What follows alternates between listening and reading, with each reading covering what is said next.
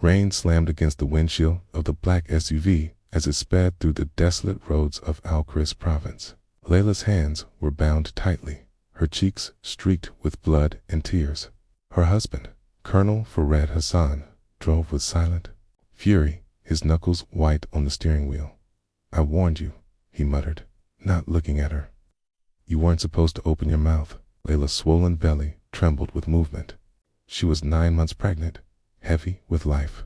She turned her head slowly, painfully. "Hey, they're not a threat, Farid. They're your children." Farid didn't respond. The SUV veered sharply off the main road, tires screeching as they entered the dunes. The desert swallowed them whole. Hours later, under a black sky crackling with thunder, he dragged her from the car. Sand whipped around them as he pulled her into an old outpost half buried in the dunes, a forgotten place once used by smugglers. Inside, the air was thick with dust and old blood. He shoved her against a beam and tied her hands with frayed rope. She didn't resist. "We deliver them here," he said quietly. "And then you vanish. No birth records, no witnesses. You never existed." Layla's breathing was shallow. The pain had begun. Her contractions came sharp and fast. She leaned forward, crying out, not from fear, but from life breaking through. "They already exist," she whispered. "You can't silence what's already breathing." Farid's eyes widened. She was in labor. Now the hours bled into one another. Layla lay on the cold stone floor, sweat dripping down her forehead, mixing with dirt. She screamed into the night, and then a cry, then another, then a third. 3 newborns, squirming, screaming, alive. Farid stared in disbelief. Triplets.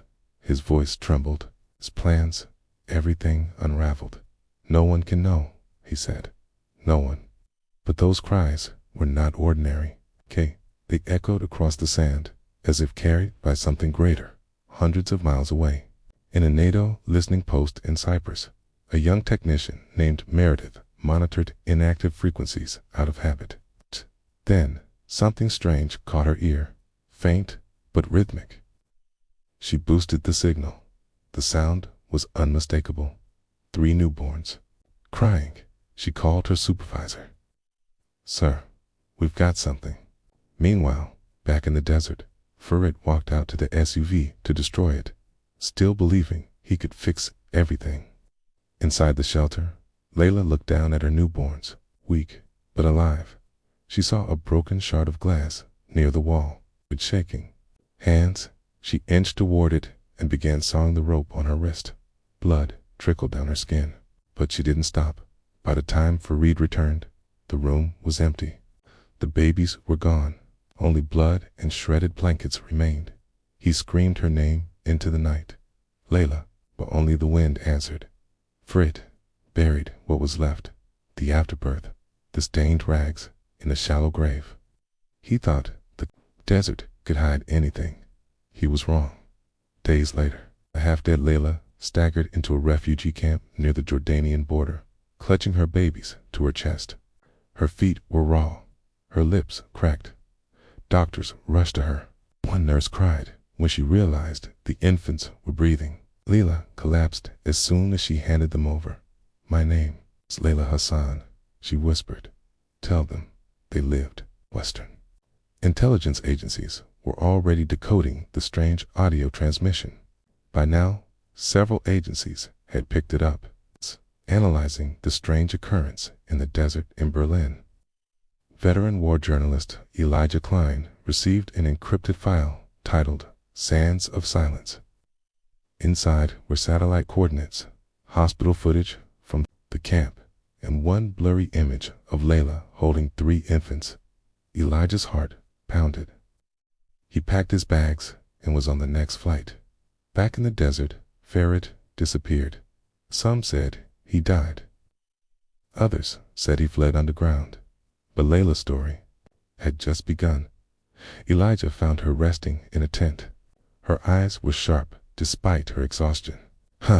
He sat with her, recording her testimony. "They thought I was one voice," she said. But God gave me 3. The footage was published within 48 hours. The headline read, Triplets, born in chains. A mother's cry shakes a regime. The story exploded. Global outrage followed. Human rights organizations called for investigations.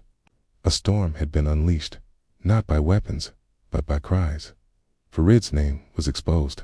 His superiors scrambled to bury the truth. But it was too late.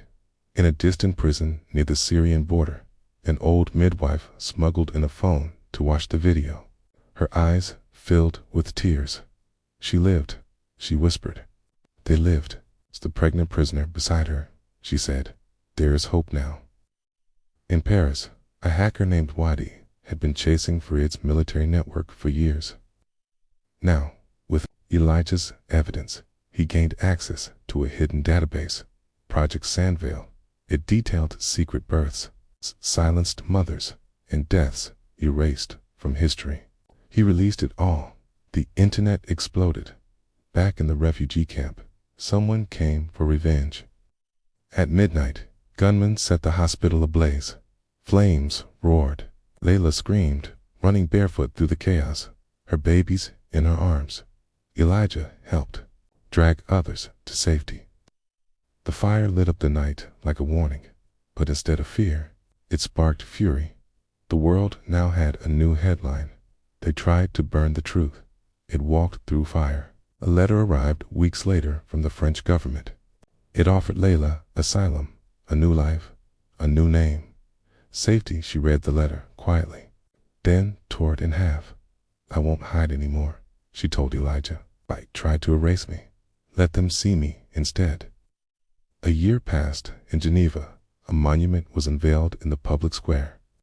A bronze sculpture of a barefoot woman holding 3 infants walking through wind and flame, etched at the base, to every voice silenced. May the cries be heard forever. Layla stood in front of the monument, her children now, walking toddlers by her side. The world watched far in the crowd. A man in a hood lowered his gaze, scarred, bitter, watching to Farid. Tears filled his eyes, not from sorrow, but rage. He had buried the truth, but the truth had grown legs. It now walked, laughed, breathed, and stood unshakable beneath a sky that no longer belonged to silence, and the world was still listening.